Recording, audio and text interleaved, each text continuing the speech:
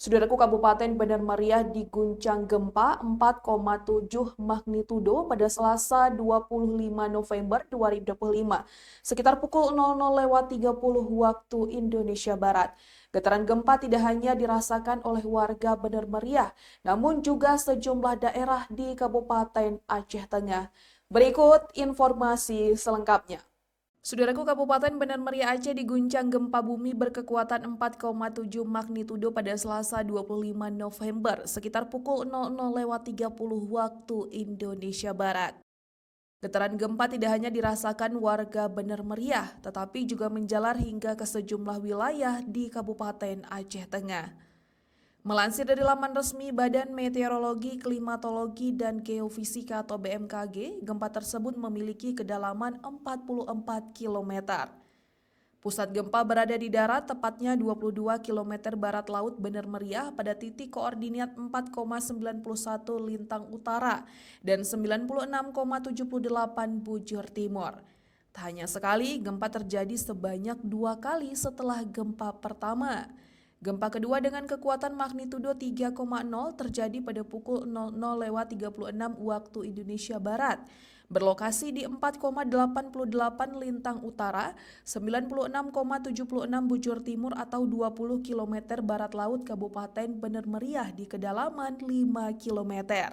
Kemudian gempa susulan yang ketiga dengan berkekuatan magnitudo 2,8 terjadi pada pukul 00.40 waktu Indonesia Barat, berlokasi di 4,90 lintang utara, 96,80 bujur timur atau 20 km barat laut Kabupaten Bandar Meriah di kedalaman 5 km.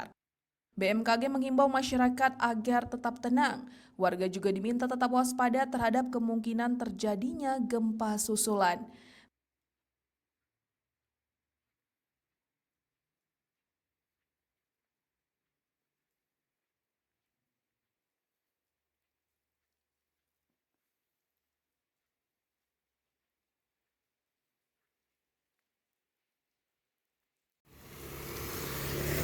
Mengutip dari tribunnews.com, jenis-jenis gempa bumi sendiri dibagi menjadi dua, yakni berdasarkan penyebab dan kedalamannya.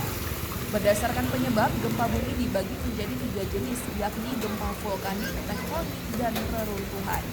Sementara berdasarkan kedalamannya, gempa bumi dibagi menjadi 3 jenis, yakni gempa bumi dalam, menengah, dan dangkal. Yang pertama, gempa bumi vulkanik merupakan gempa yang disebabkan oleh letusan gunung berapi. Gempa ini bisa terjadi sebelum, selama, atau sesudah erupsi dari gunung berapi. Getaran dari gempa vulkanik ini disebabkan oleh gesekan magma dengan dinding batuan yang naik ke permukaan. Selanjutnya, gempa tektonik.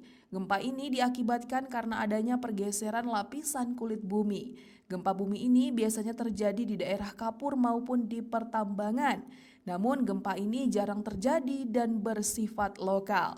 Selanjutnya, gempa reruntuhan yang merupakan gempa bumi yang disebabkan oleh tanah longsor. Gempa bumi ini hanya berdampak kecil dan zona wilayahnya sempit.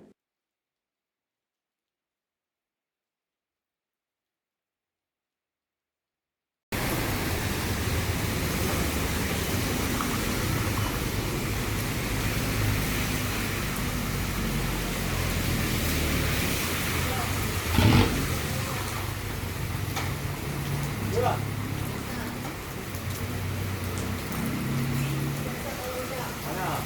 Mana dia lagi?